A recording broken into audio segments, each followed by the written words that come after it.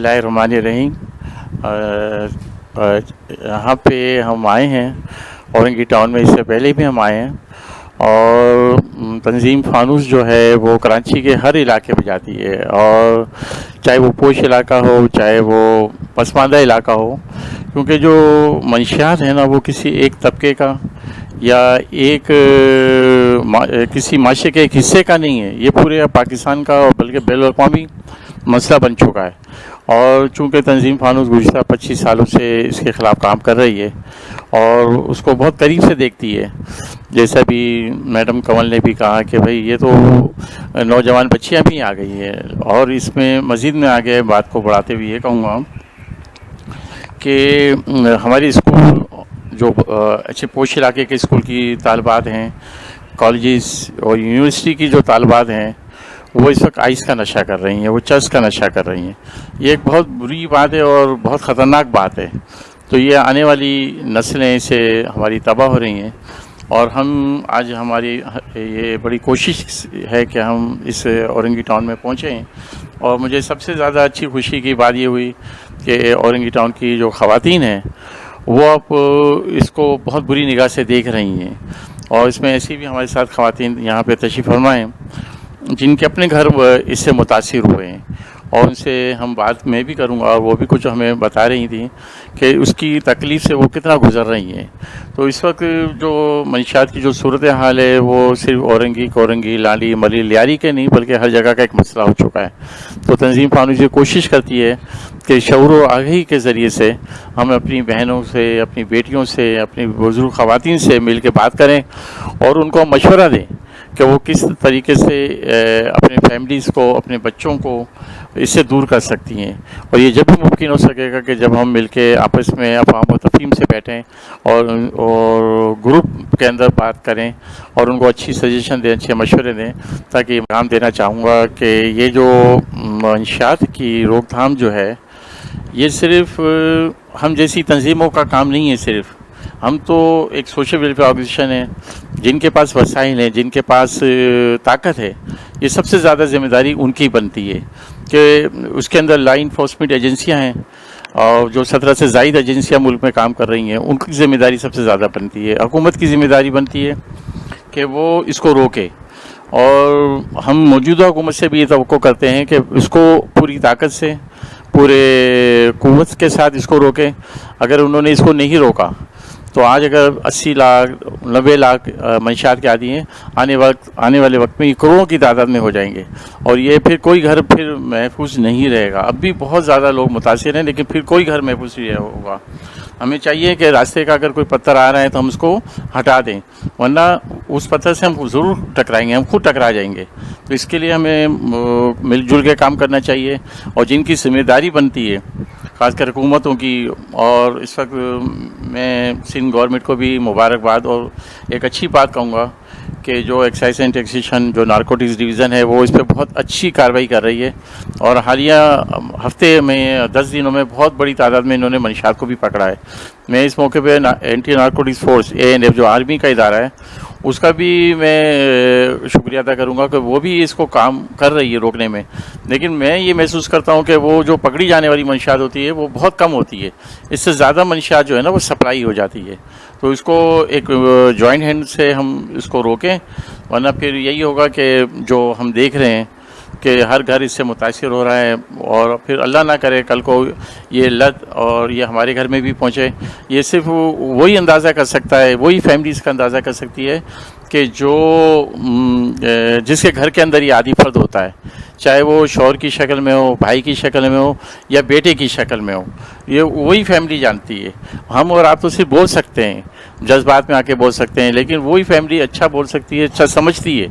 अगर आज हमने ये काम नहीं किया इसके तदारुक का, तो फिर खुदा ना खास्ता ये समझ लें कि आने वाला वक्त हम सब के लिए तबाहकुन। सारे बच्चे किस तरफ जा रहे हैं। मैं रफ़ी साहब के बारे में यही कहूँगी कि आज से नहीं कई सालों से मंशियात पर ये बहुत बड़े पैमाने पर काम कर रहे हैं, और वही बात लास्ट में मैं यही कहना चाहूँगी कि ये आपका और मेरा मसला नहीं है। बाकी जिनके घरों में ये वक्त गुजर रहा है बेटे की, शौहर की, बाप की या बेटी की सूरत में, ये वही लोग जानते हैं। तो हमारी और आपकी तो कोशिश है, मगर हम सबको इस کے ساتھ اس میں مل کے کام کرنا ہے کہ منشیات کی لعنت سے جتنا جلد ہو سکے چھٹکارا ملے. بہت شکریہ.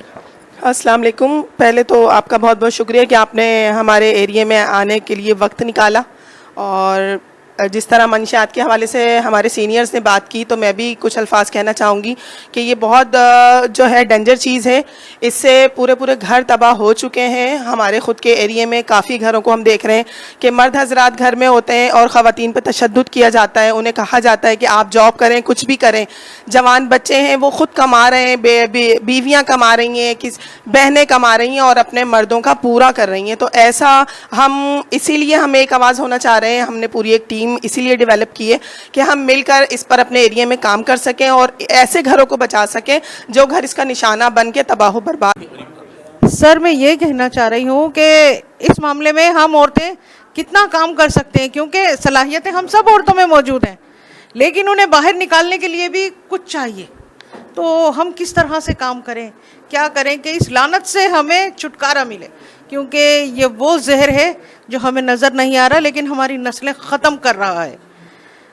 کہیں آئس کا نشہ ہے تو اور سمت بونڈ کا نشہ, یہ اتنے معمولی سا یہ نشے ہماری نسلوں میں گھلتا چلا جا رہا ہے, چاہے وہ گٹکا ہو یا کوئی بھی چیز ہو. یہ ہماری نسلوں میں اس طرح سے سرایت کر گیا ہے کہ ہمارے بچے شاید ہمارے بغیر رہ جائیں گے لیکن اس نشے کے بغیر نہیں رہ رہے ہیں. تو ہم کیا کردار ادا کر سکتے ہیں, ہمیں یہ بتائیے سر. بہت اچھا سوال ہے. اور ہمارے معاشرے میں یہ سمجھا جاتا ہے کہ جو ہماری خواتین ہیں نا, خاص کر یہ کوئی کام نہیں کر سکتی, یہ سمجھا جاتا ہے. اور ان کو اور آپ کو یہ علم ہونا چاہیے کہ جو پاکستان کی کل آبادی کا 55% حصہ جو ہے تقریباً وہ خواتین پہ مشتمل ہے. یہ بہت بڑی تعداد ہوتی ہے کسی بھی معاشرے کے لیے خواتین کا, اور یہ ہمیشہ سے خواتین کو نظر انداز کیا گیا ہے. وہ اس وجہ سے کیا وہ یہ مسئلے پیش آئے, وہ اس طریقے سے کہ ان کو تعلیم نہیں دینی ہے, ان کو شعور نہیں دینا ہے, ان کو اپنے پاؤں پہ نہیں کھڑا کرنا ہے. تو اس وجہ سے یہ مسئلے سارے اب سامنے ہمیں آتے چلے جا رہے ہیں. اچھا, جب ایک بہت بڑے جنرل تھے نپولین بوناپارٹ, اس نے بہت ساری دنیا کو فتح کیا, تو اس نے ایک بہت اچھی بات کہی تھی کہ تم مجھے ایک اچھی ماں دو, میں تمہیں ایک قوم دوں گا. آپ یہ دیکھیں, ایک ماں جو ہوتی ہے وہ پوری قوم کو بناتی ہے, اور ایک ماں اگر چاہے تو پوری قوم کو بگاڑ بھی سکتی ہے. تو ہمارے یہاں جو دیکھا گیا ہے, جو سمجھا گیا ہے, وہ یہ ہے کہ ماں کے کردار کو کوئی اہمیت ہی نہیں دی گئی, عورت کے کردار کو کوئی اہمیت ہی نہیں دی گئی. اگر ہمارے معاشرے کی خواتین کو اہمیت دی جاتی تو آج ہمیں یہ دن دیکھنے نہیں پڑتے. تو اس طرح کے جو نشے آ گئے ہیں, اب جیسے ایک جو نیا نشہ آیا ہوا ہے 10-12 سال سے, وہ ہے آئس کا نشہ. آئس کا نام آپ نے بہت سنا ہوگا, کرسٹل آئس. یہ بالکل شکر کے مانند اور نمک کے مانند کے ٹکڑے ٹکڑے ہوتے ہیں. یہ جو نشہ ہے نا, یہ مصنوعی نشہ کہلاتا ہے, اور یہ ایسا نشہ ہے کہ اس کو مطلب ایک چھوٹے سے کچن میں تیار کر لیا جاتا ہے. اور جب کوئی مصنوعی نشہ تیار ہوتا ہے نا, تو اس کی طاقت کو انسان کے ہاتھ میں ہوتا ہے کہ وہ اس کو زیادہ سے زیادہ بڑھا دے. جیسے ہیروئن کا نشہ ہے, سگریٹ کا نشہ ہے, چرس کا نشہ ہے, اس کو قدرتی طور پہ وہ مینٹین رہتا ہے اور اپنی کنٹرول میں رہتا ہے. لیکن جو آئس کا نشہ ہے نا, یہ انسان خود اپنے ہاتھ سے بناتا ہے, اپنی فیکٹری کے اندر بناتا ہے. تو یہ بہت لمبی داستان ہے کہ اس کو کس طریقے سے جرمنیوں نے اس کو ایجاد کیا, اپنی فوجیوں کے لیے ایجاد کیا, اور کس طرح دوسری فوجوں کو تباہ کرنے کے لیے وہ اس کو یوز کرتے تھے. اور جب اس کو استعمال کرتے تھے تو وہ گھنٹوں اس میں وہ جاگتے رہتے تھے, 3 دن تک ان کے فوجی جاگتے رہتے تھے. لیکن جو اس کا دوسرا اثر پڑا وہ یہ پڑا کہ وہ ایک اس کے عادی بن گئے. اور جب کوئی عادی بن جاتا ہے کسی بھی نشے کا, تو وہ پھر اس انداز سے وہ اپنے آپ کو تباہ برباد کر دیتا ہے. تو ہمیں آپ کو چاہیے کہ اس کے بارے میں تو معلومات حاصل کریں اور اپنے بچوں پہ نظر رکھیں. لڑکی ہو لڑکا ہو, ان کو سختی سے دیکھیں کہ وہ کہاں پہ جاتے ہیں, کن ایکٹیویٹیز میں جاتے ہیں, اور ان کو بس مثبت سرگرمیاں مہیا کریں.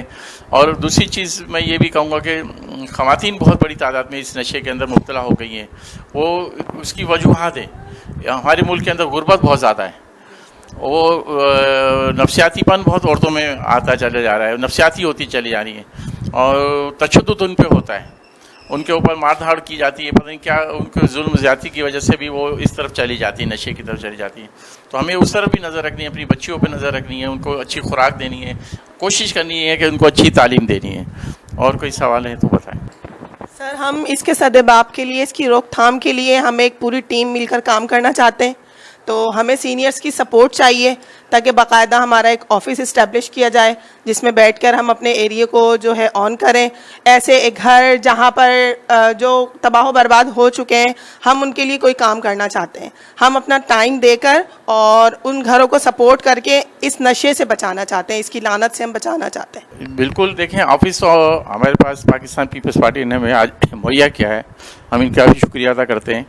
اور آفس ظاہر ہے کہ اخراجات بھی مانگتا ہے ہمیں بہت زیادہ ہے نا. تو اس کے لیے یہ ہے کہ اس طرح کے ہمارے اپنے گھر موجود ہیں، ہم وہاں پہ بھی بیٹھ کے میٹنگ کر سکتے ہیں. کوئی وہ اتنا زیادہ ایشو دفتر کا نہیں ہوتا ہے، دفتر میں ظاہر ہے بیٹھنا پڑتا ہے، وقت دینا پڑتا ہے.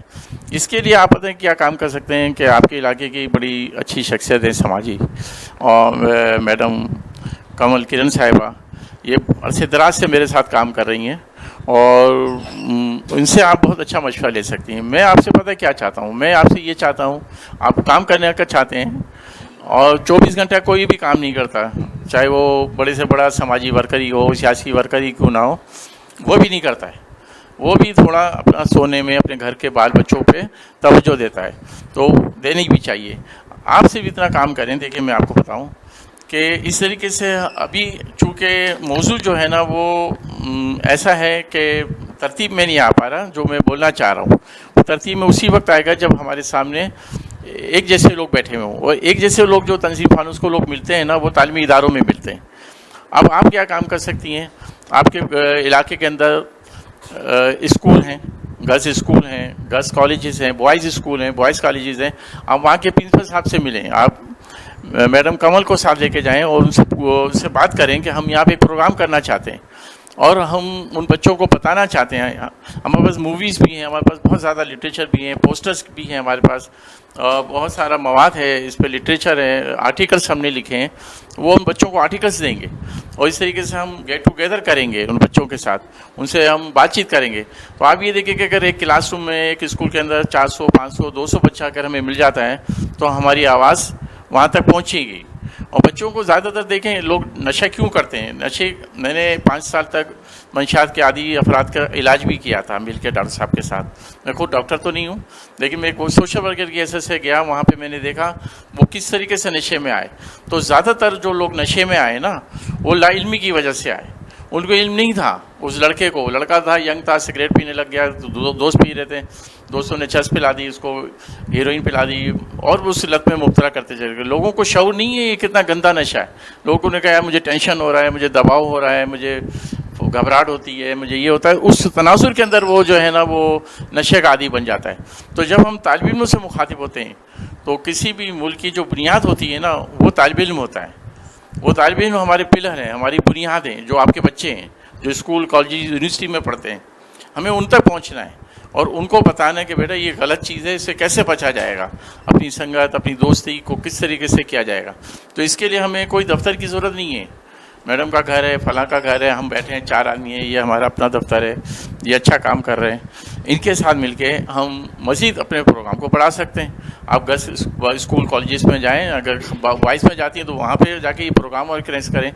تقریری مقابلے کرائیں بچوں سے، تحریری مقابلے آپ کروائیں بچوں سے، پوسٹرز کمپٹیشنز کرائیں.